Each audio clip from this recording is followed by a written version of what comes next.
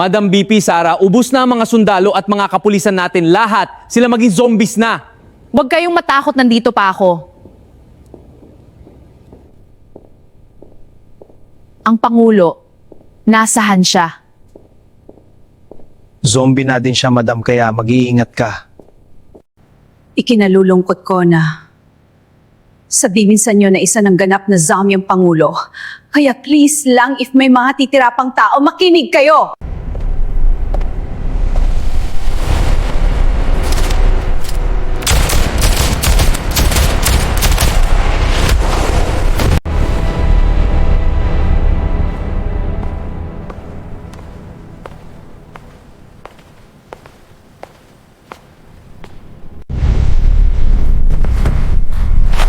Naku ba to? Hindi ang sasarap. Lumayas ka dito.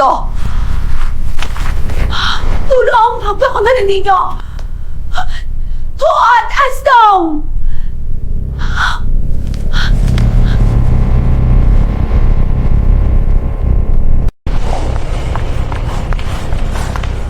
Okay ka lang ba, Amy?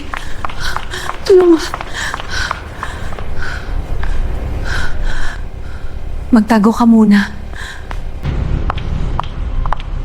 Pati ba naman ikaw ba to? Zombie na din.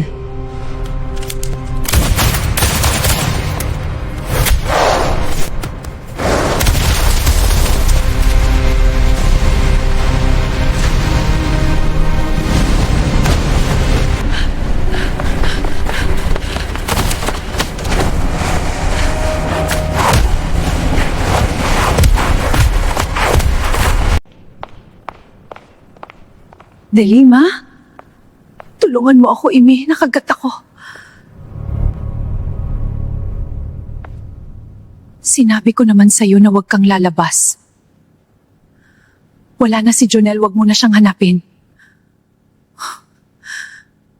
Ngunit, buntis ako. At siya ang ama. Sure ka, baka tae lang yan. Lenny, nakaligtas ka? Oo, at nagkalat na sa buong Pilipinas ang mga zombies. Sapat pa ba ang pagkain natin? Ewan ko kung hanggang kailan yun magtatagal.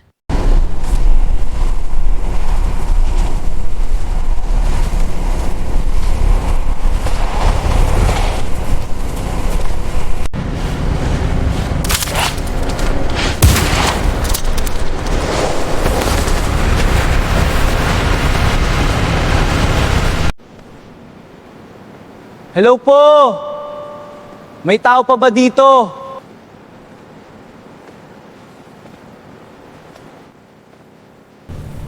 Pasensya ka na, Delima, pero kailan ka namin igapos. Oo, dahil anuman oras pwede kang maging zombie.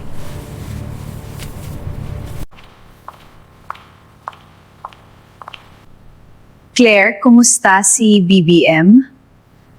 Ikaw pala, Madam Lenny. Ayun, nakakulong pa siya sa kwarto at isa siyang zombie. Walang tao dito sa Mall of Asia. Ako na lang yata ang natitira.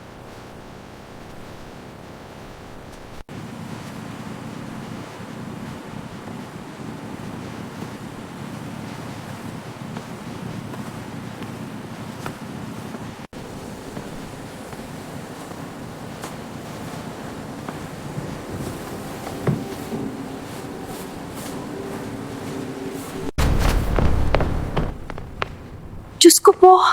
Delima, ano nangyari sa'yo? Nakakagkakag ako, Lenny, kaya itinali ako ni Amy at Sarah.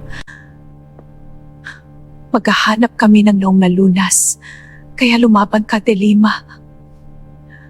Maraming salamat, Lenny.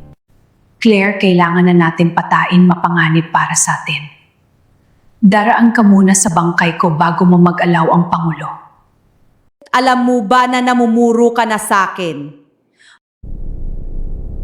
So pareho pala tayo.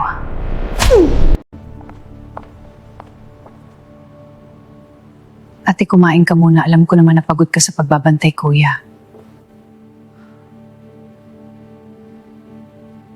Sardinas lang ito, wala na kasi tayong ipagkain. Salamat, Imi. ko. Kuya, lumaban ka. Hindi mo maintindihan ang sitwasyon. Ang tanging hindi ko maintindihan ay ang iyong katigasan ng ulo.